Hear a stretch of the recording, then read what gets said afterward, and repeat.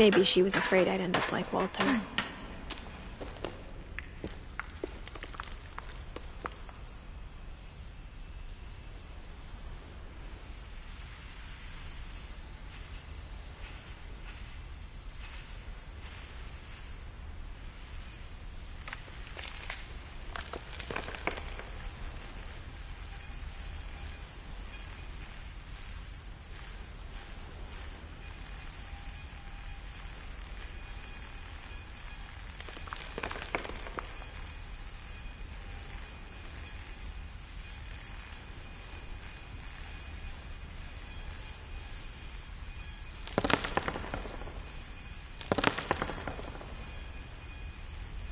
But if she never told me about an uncle under the house, I can only imagine what else she was hiding.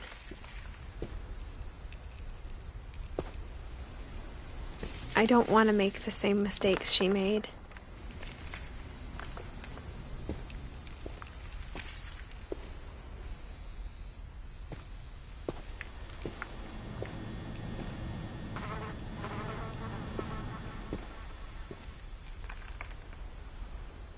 Trying to bury something that's still alive.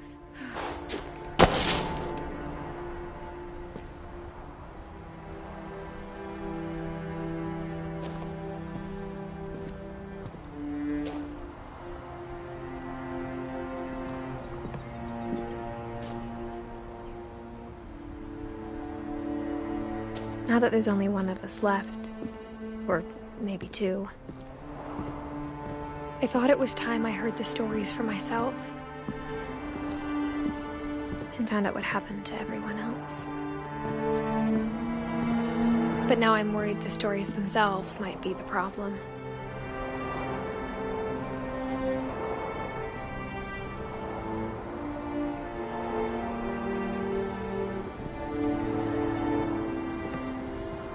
Maybe we believed so much in a family curse, we made it real.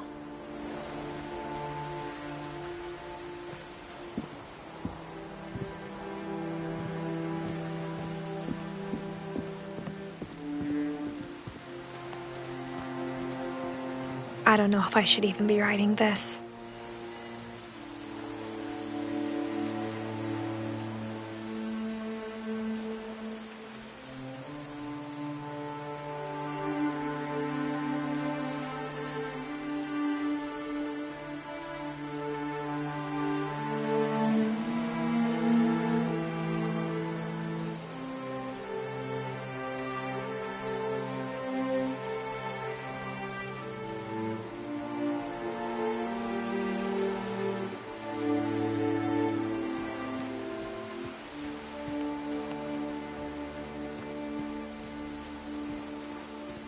Maybe it'd be better if all this just died with me.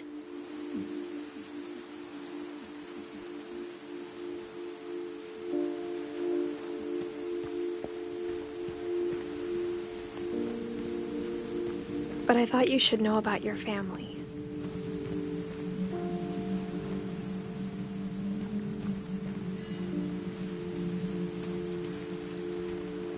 And the history you're a part of.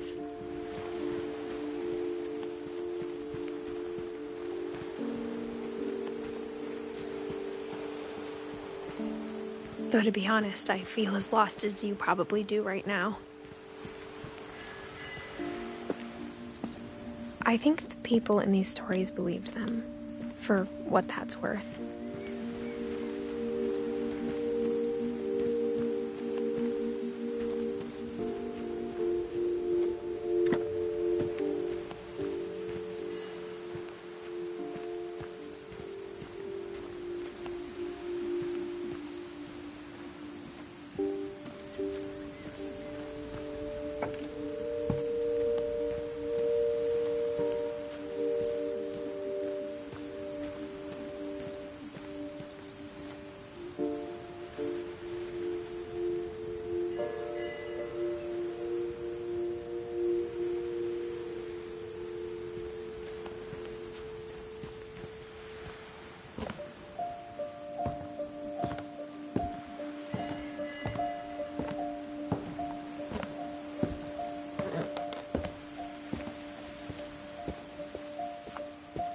you look at the house, that history of imagination and stubbornness and madness, any of it seems possible.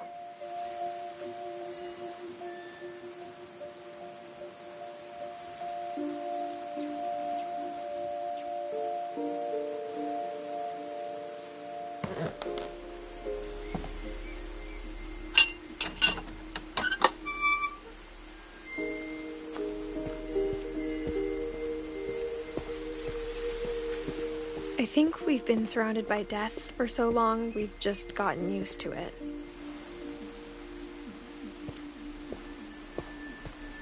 What kind of family finishes building a cemetery before starting the house?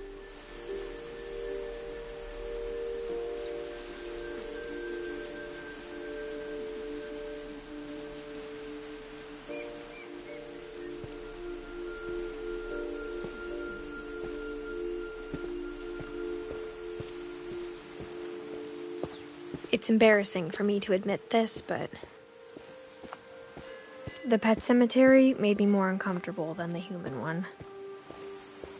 3 of the gerbils are mine, and 2 had been my fault. Sven built the house, but it was Edith who designed the cemetery.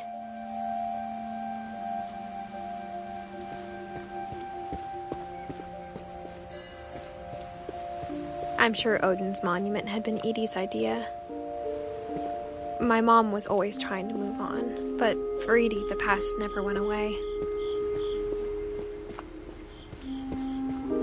She could see it poking out of the water at low tide.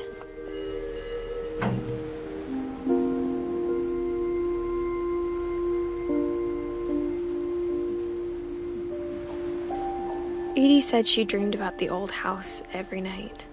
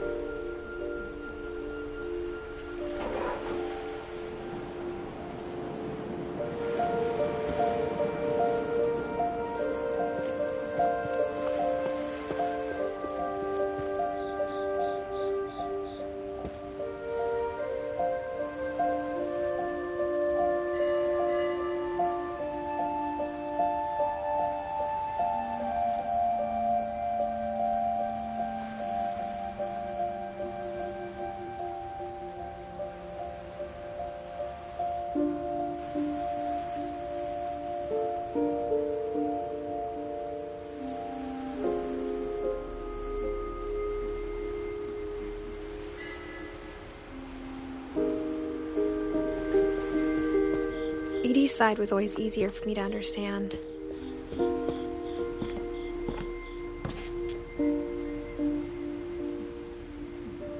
But the older I get, the more I can see where my mom was coming from.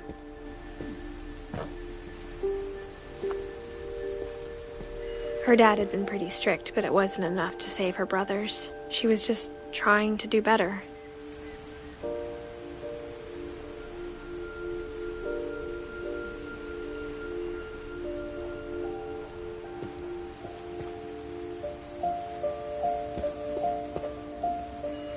She lost 2 of her brothers, just like I did. I get why she tried so hard to protect us.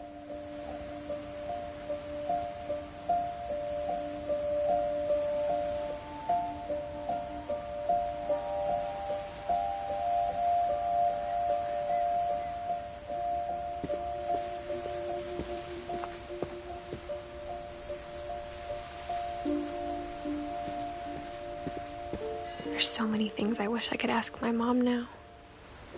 Part of me thinks this is what she wanted all along. For me to come back someday and find everything out for myself.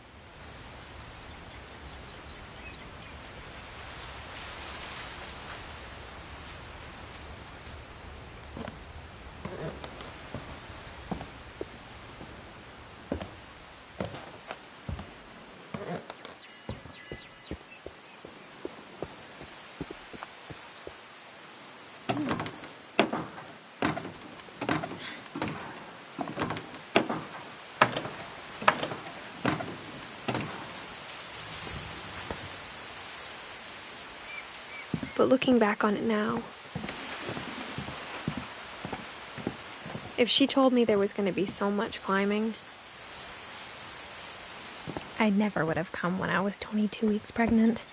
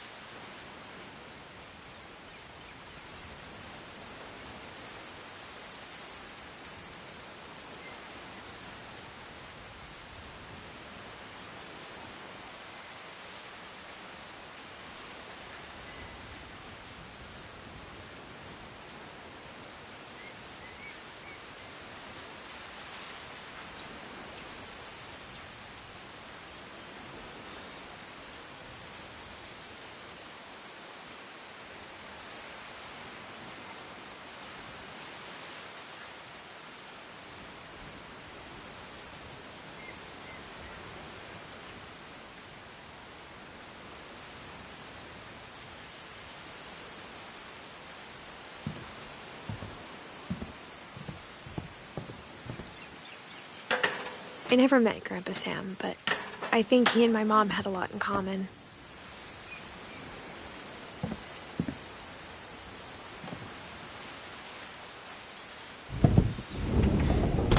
They were both pretty intense.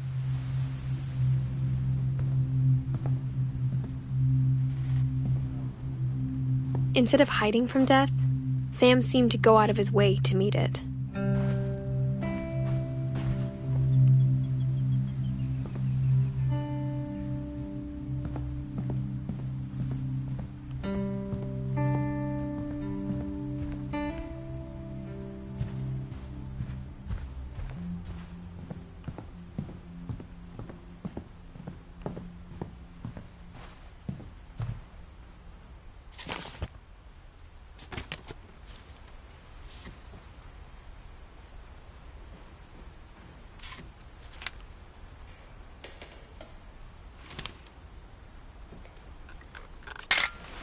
Dawn, I promise, you'll never forget this weekend. Yes, sir. These memories are gonna last a lifetime. Mm-hmm. Perfect. Am I gonna have to shoot anything? It's gonna rain the whole weekend, isn't it?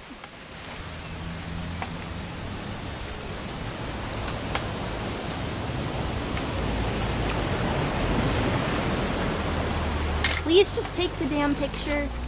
Hey, language. I will never forget this weekend, Dad. That's the spirit. Okay, got it. I'm gonna take some pictures, okay? Just be careful. That camera's older than you are. Aw.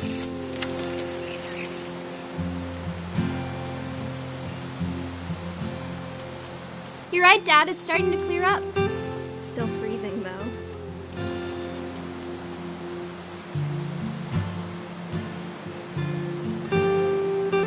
Definitely should not have drunk all that coffee. Hey! That's a keeper. Hold still while I take a picture of you. I'm just saying, I'm not always gonna be here, Don. You'll need to remember this stuff, if you want to survive. I'll be fine, Dad. You know who else thought he was gonna be fine? Some guy who died. Don, I'm being serious. I know, Dad. You're always serious. Doesn't being out here make you want to chill out? Well, to tell you the truth, I haven't been out here in 20 years.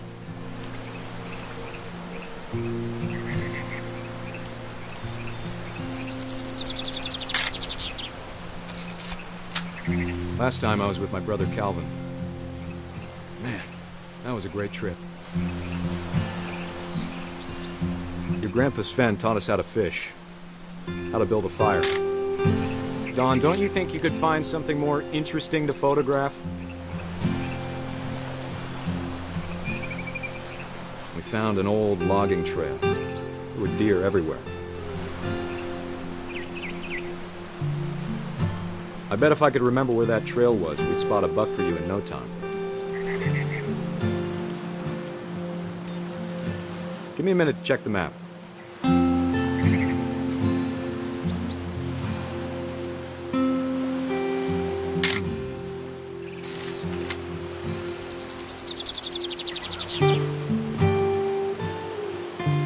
Let's see.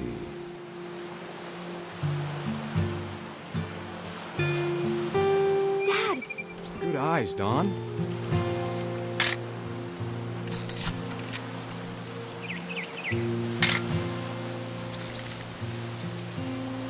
Before you take the shot, let me get a picture of you.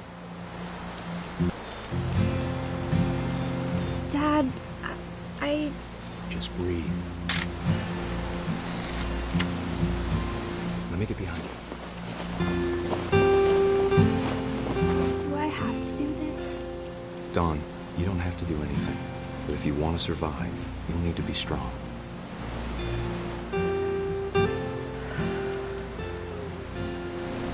Keep yourself squared up. Elbows down. Great shot, Don!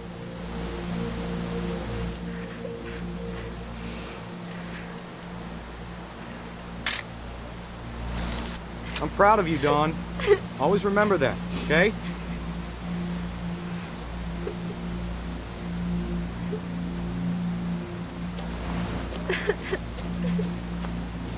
Sorry, Don. Just gotta reset the timer.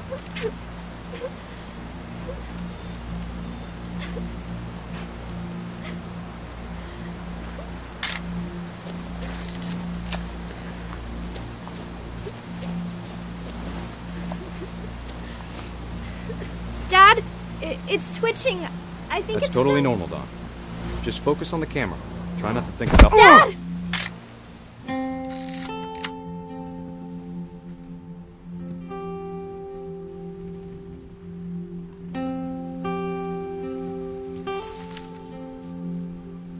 Of all these stories, that's the one I wish most that my mom had told me.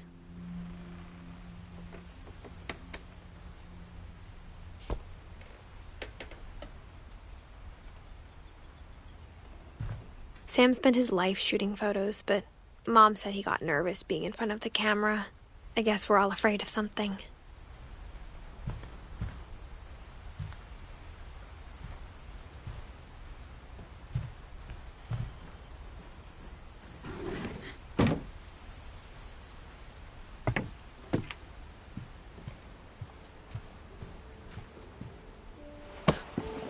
After Sam died, my mom and Edie got really close. They'd both lost a lot.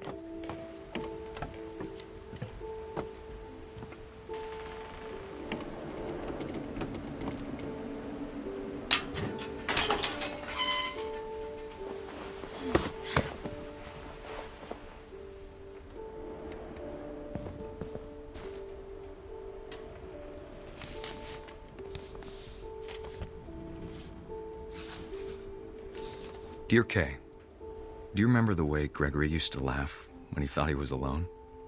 Like something funny was happening, but only he could see it.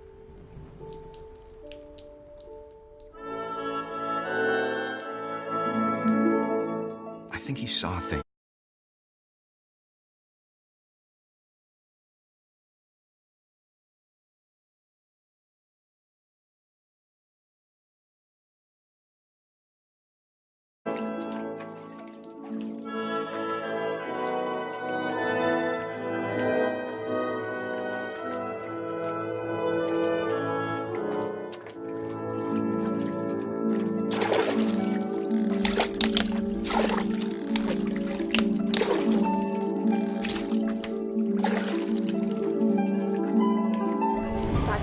Gregory, it's time to...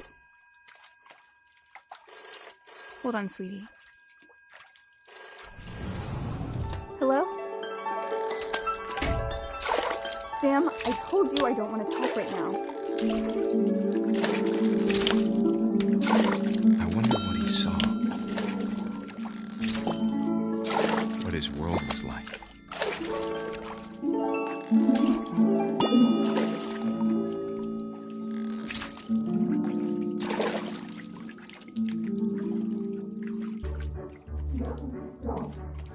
He reminded me so much of Calvin.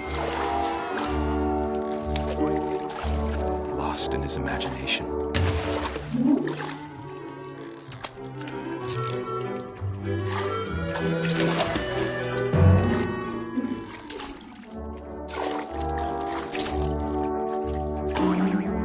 I know how silly it sounds.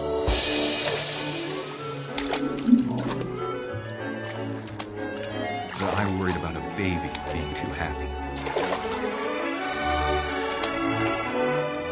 But I could feel him slipping away.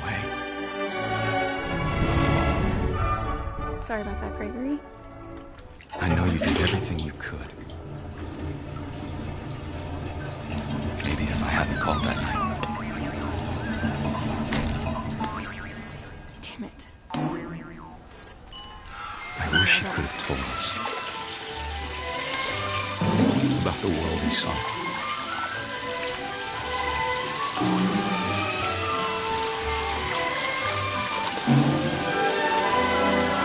There's so much I don't understand about Gregory. About everything.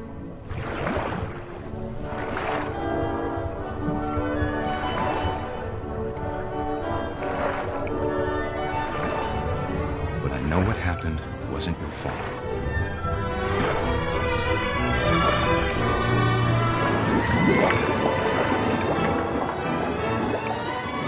I'm sure he's happy. And he'd want me to be happy too. Good luck, Kay. Love, Sam.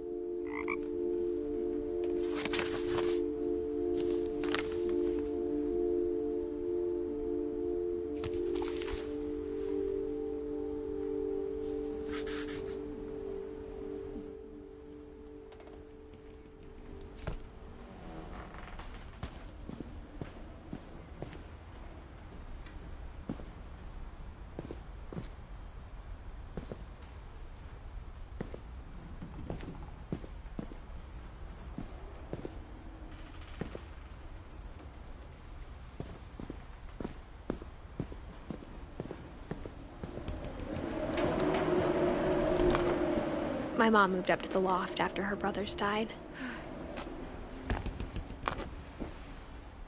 At the time, it was as far away as she could get.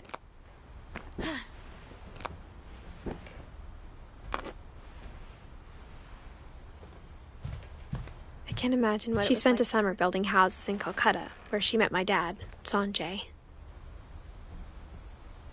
Religion was another thing my mom never talked about, but I think it helped her a lot after her dad died.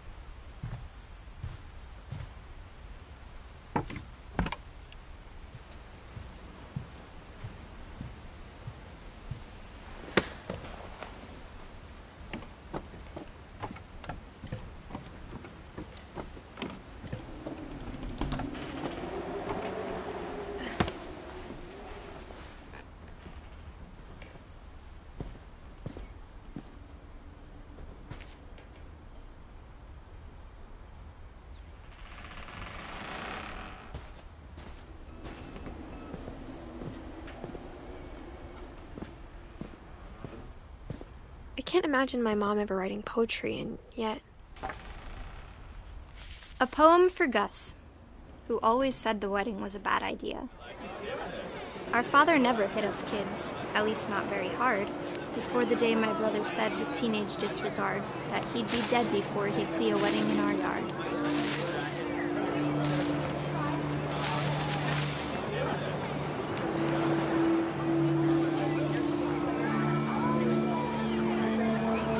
My father made him come, of course, but Gus stood far apart, just flew his kite and bottled up the storm inside his heart.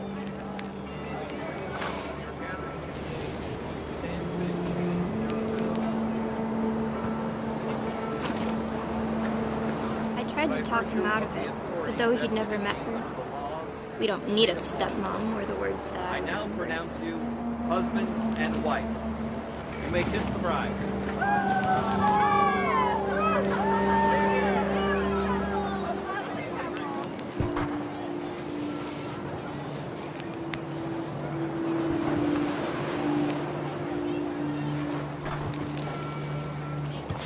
When the time for photos came, Dad ordered him to come here. But Gus declined, and as a sign held up his middle finger.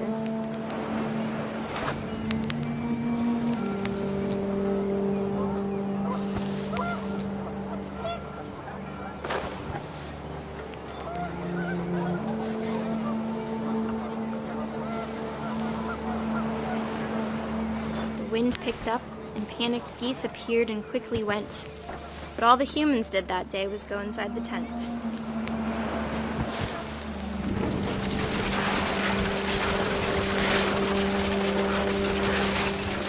The rain came down in buckets then, but no one seemed afraid that nature might destroy the tent our dad had crudely made.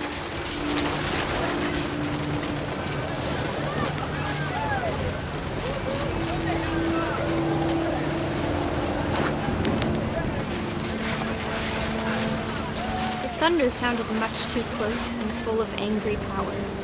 But all my father said to this was, "Make the music louder."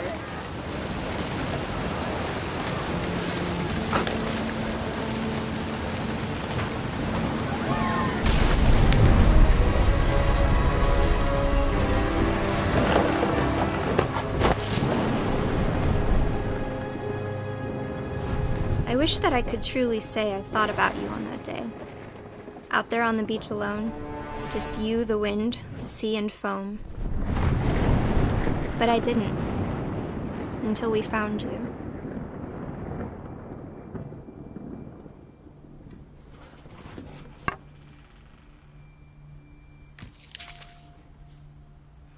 She never talked about him, but Mom told me once if I was a boy, they were going to name me Gus.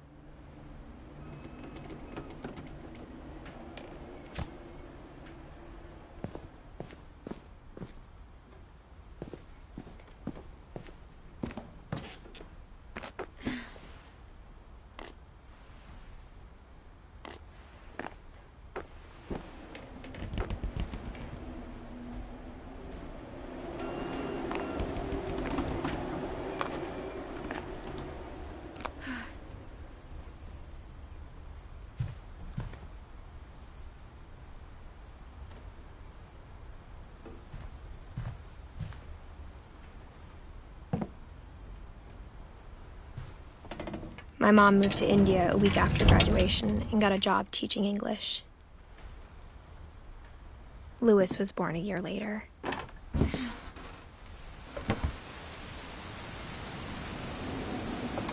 When my dad died, I don't think Mom knew where else to go.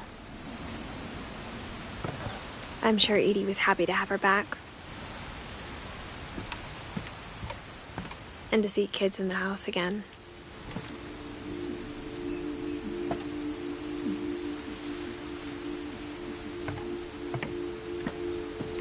The house had to get a little bigger, but Edie was used to that.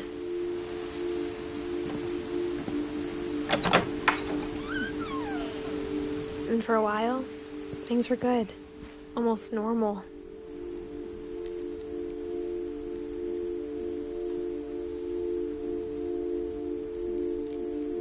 But it didn't last.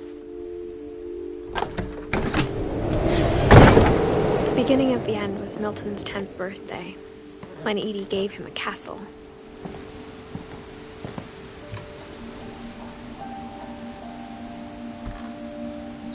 After Milton disappeared, the only thing he left behind was a room full of paintings.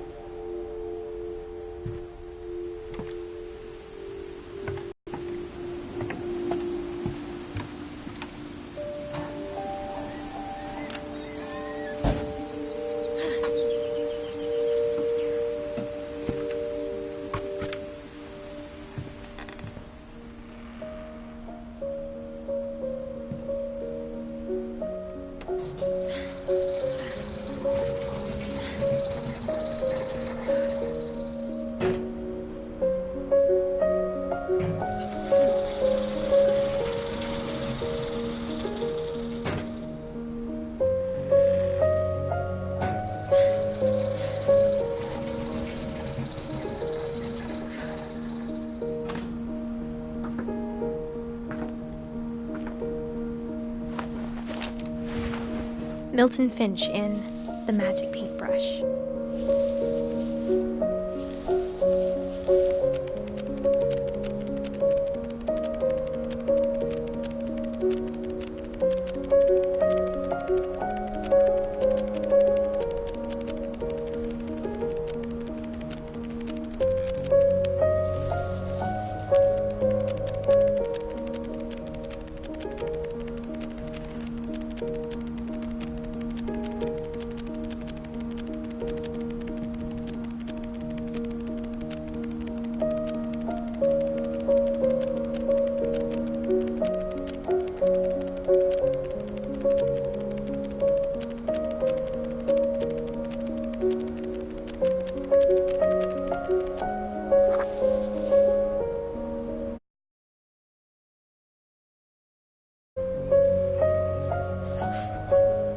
I was 4 when Milton disappeared.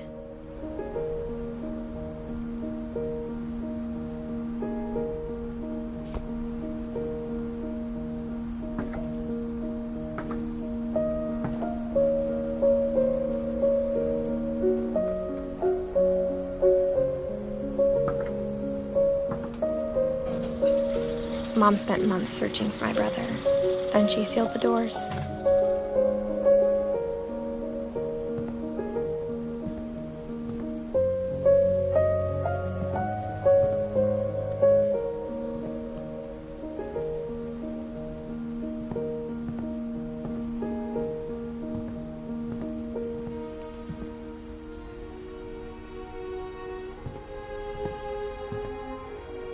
Whatever Milton had found in the house, Mom didn't want it getting out.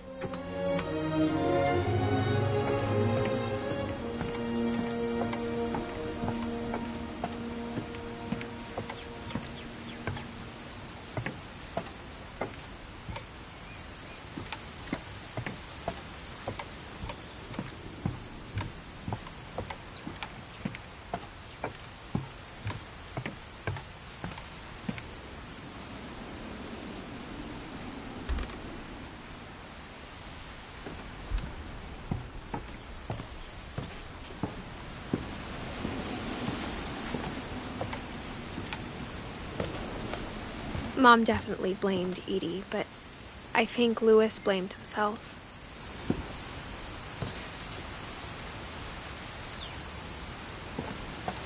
After he graduated, he just spent more and more time in his room, until Mom got him a job at the cannery. Everyone always told me to stay out of Louis's room, except Louis.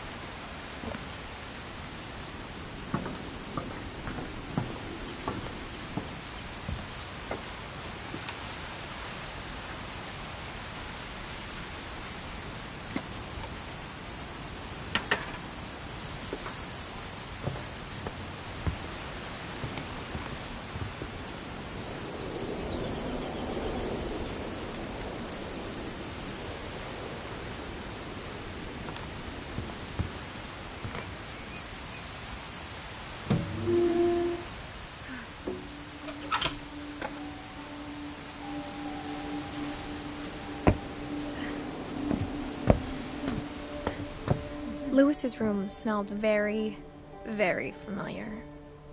That part of him lived on.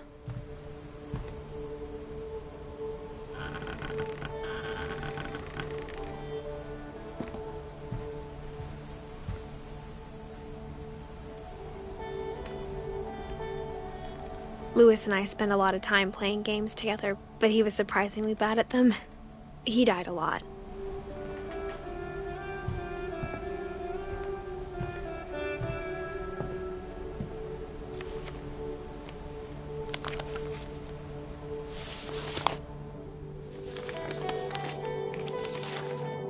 Dear Mrs. Finch, as Lewis's psychiatrist, I can understand your desire for an explanation.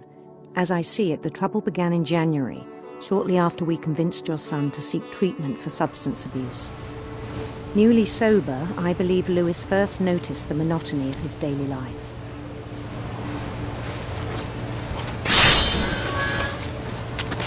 He kept working at the cannery, but he withdrew part of himself. In our sessions, I saw the same behavior. His mind began to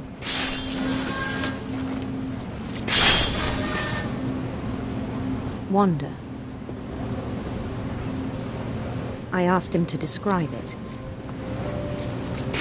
He said he started small, imagining a labyrinth. He'd feel his way about. Then something moved.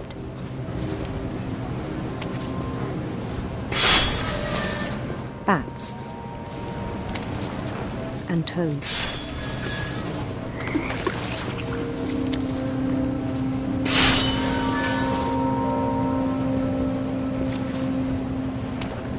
And things that have not names. He knew it was all in his head.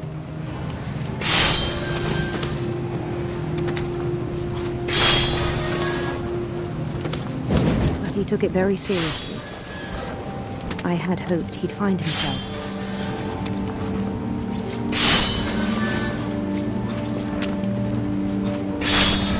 But he found something more.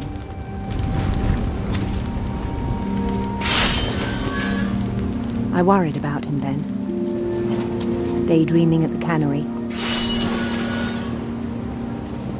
I spoke with his boss, but he said Lewis had become a model employee. Methodical, tireless, focused.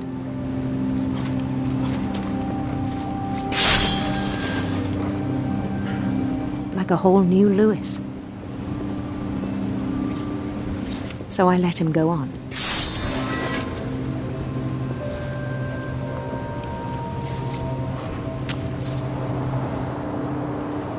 I even encouraged him. It seemed very promising at first. He told me he'd made a new friend.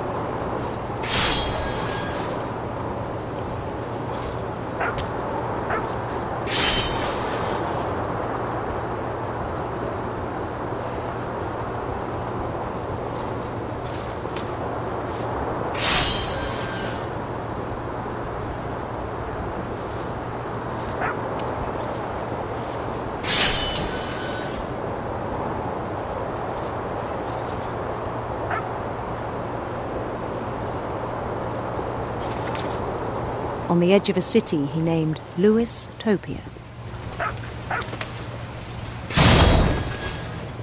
He built the city up slowly, brick by brick. Then he made musicians.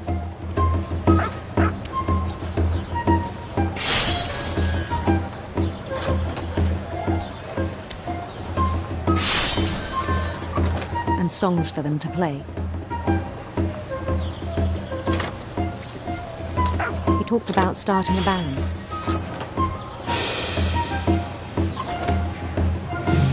And he was always humming something.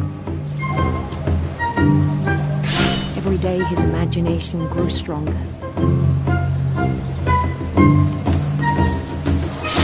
He no longer spoke at the cannery.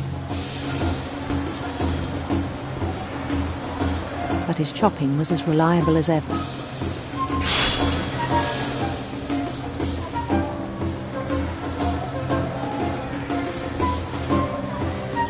Then one day it struck him that all the cheering crowds, even the stones under his feet, were all in his imagination. So he could do whatever he wished.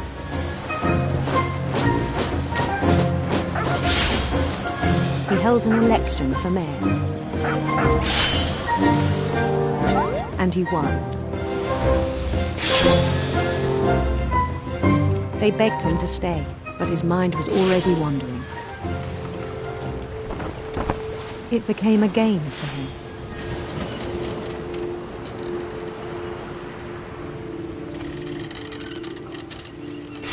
He'd conquer a city, then immediately push on.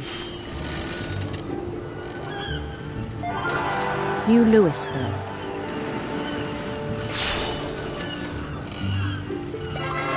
St. Louis.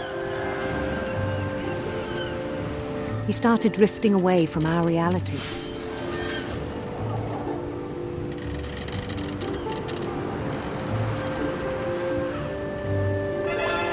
Minneapolis, until one day he forgot to go home from the cannery. Even as his mother pleaded with him, part of Louis kept sailing on.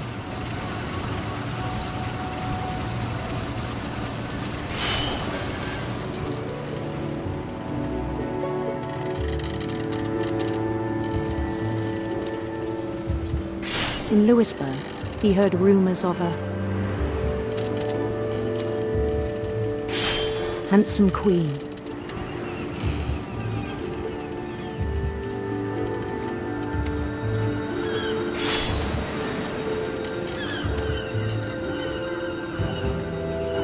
The queen was on her own quest for radiant rainbows.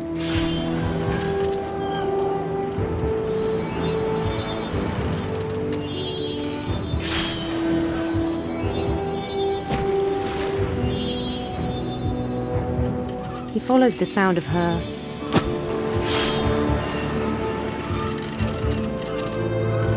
silver harp.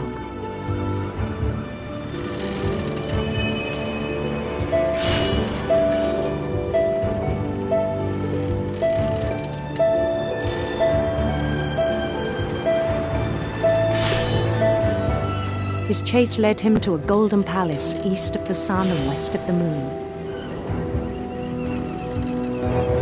Even then, his logic remained sound.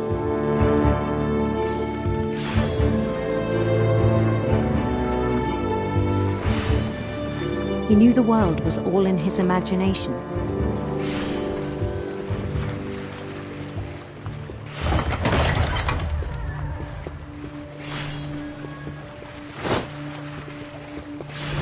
But he was so proud of having created it. In his own eyes, he'd become something greater than a king.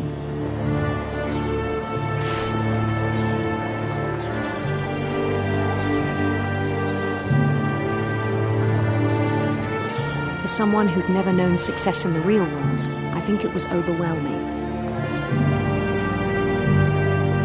And then it struck him that the real Louis was not the one chopping salmon, but the one climbing the steps of a golden palace.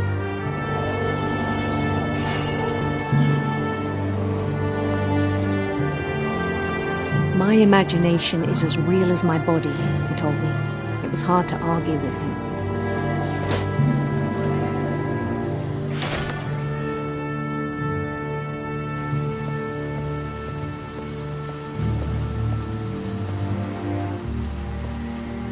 He began to forget the world we know.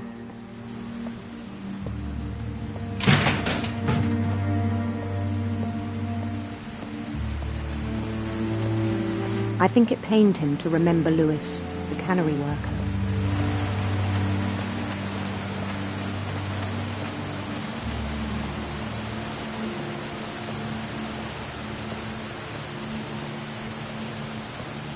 He began to despise the man with a royal contempt.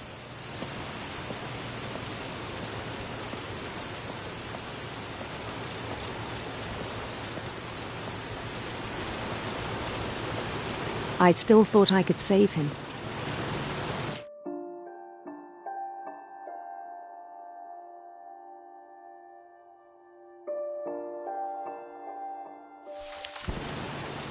Even after he said he was being crowned king over all the lands of wonder. The palace would be packed with his companions.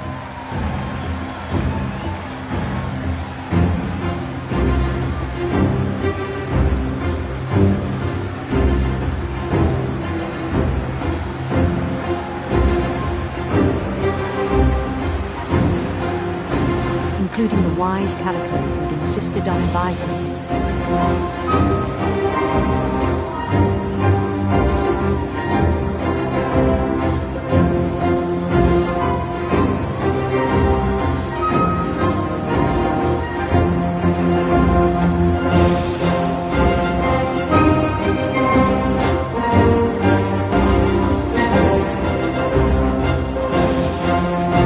His queen waited, holding his crown.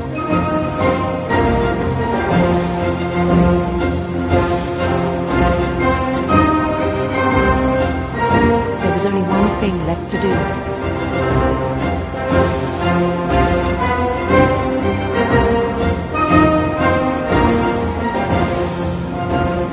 Bend down his head.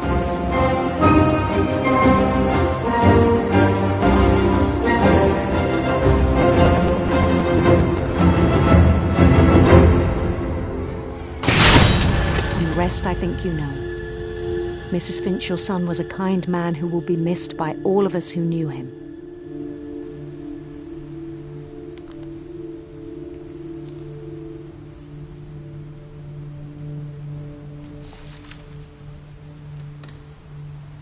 My brother was really cool. I wish you could have met him.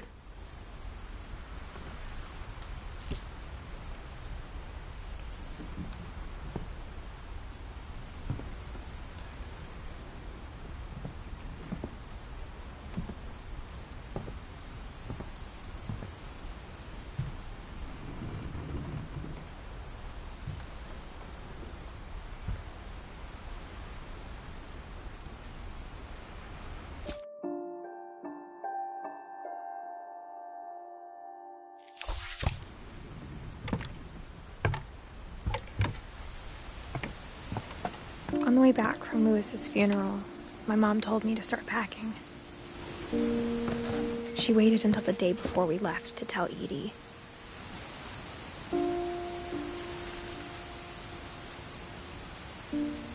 I'm not sure if she wanted to make it easier or harder. I wish we'd stayed. But I understand why we left.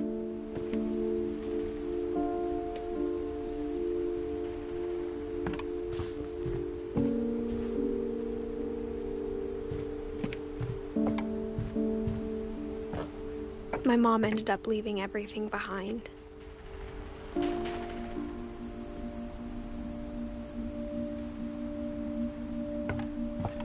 What happened that night had been coming for a long time. Maybe it should have come sooner.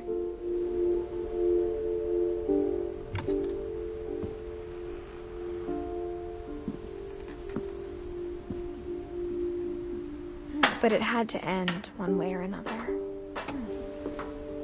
All that's left now is to tell you about that last night.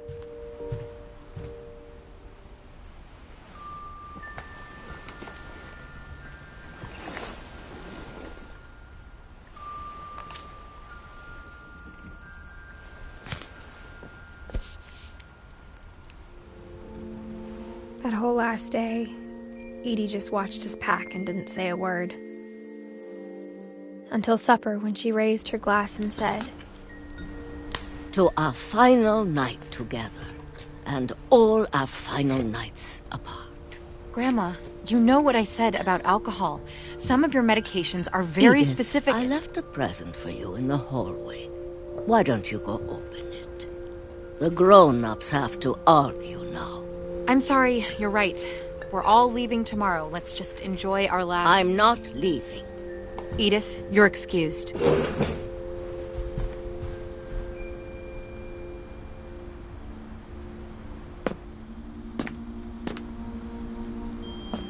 The power had been shut off that morning, but Edie always had plenty of candles.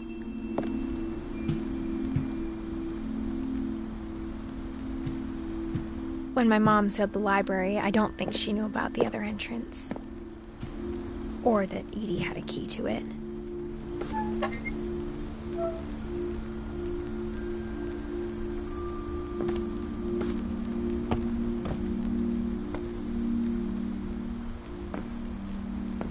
That thing you're afraid of isn't going to end when you leave the house.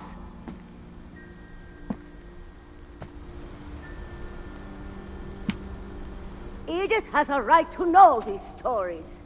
My children are dead because of your stories. I think it's best if Edith and I leave tonight. We'll have the nursing home send a van for you in the morning, okay?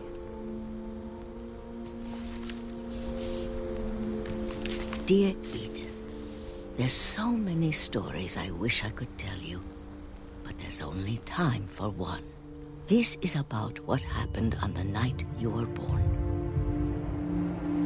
That night, the tide went way, way out. It was the first and last time I ever saw the old house aground. There'd been an earthquake out in the middle of the ocean. They called it the lowest tide in 1,000 years. God, it smelled awful. You know, I've seen that house every day of my life.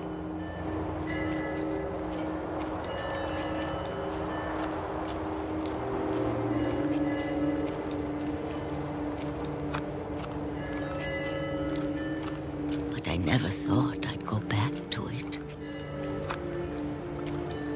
When the fog rolled in, I lost my way.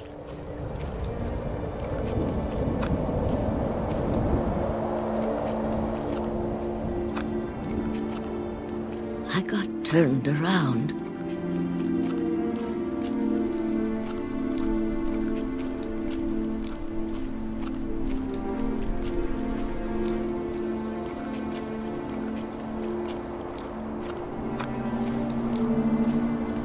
For a while, I wandered.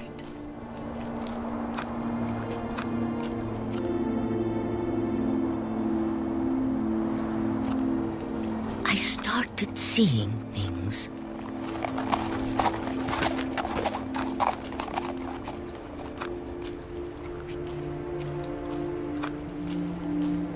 Things I'd forgotten had ever existed.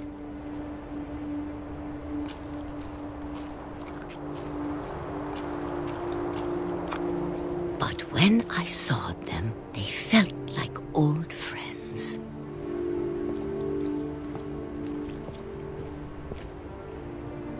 That night, a lot of things came back to me.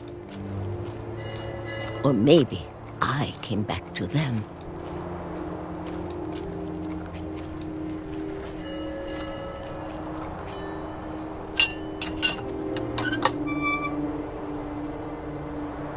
Things I can't explain, but that I need you to try and... Edith, what are you doing in here? It's mine! Edith! Mom, you're gonna rip it! Let go!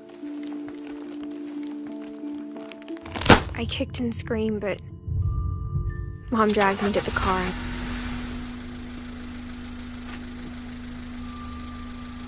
I never saw Great-Grandma Edie again. The next morning, the van came to pick her up, but she was already gone. After that, we moved around a lot.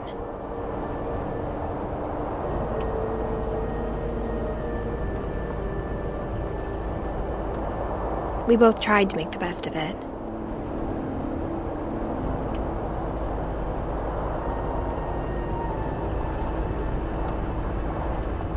A few years went by.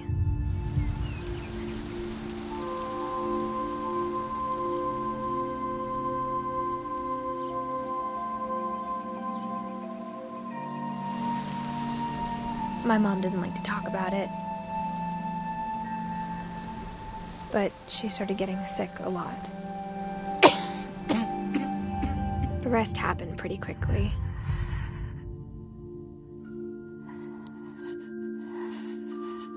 She got better for a while, and then she didn't.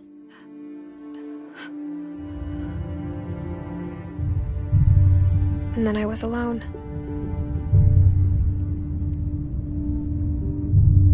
The last Finch left alive.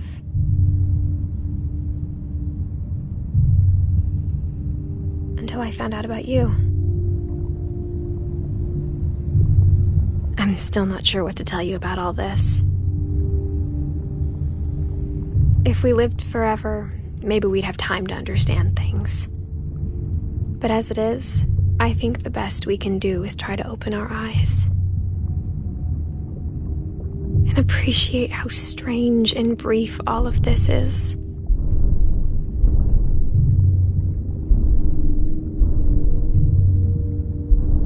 This journal was supposed to be for you.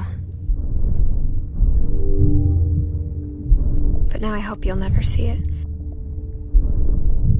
I just want to meet you and tell you all these stories myself. But I guess if you're reading this now, things didn't work out that way.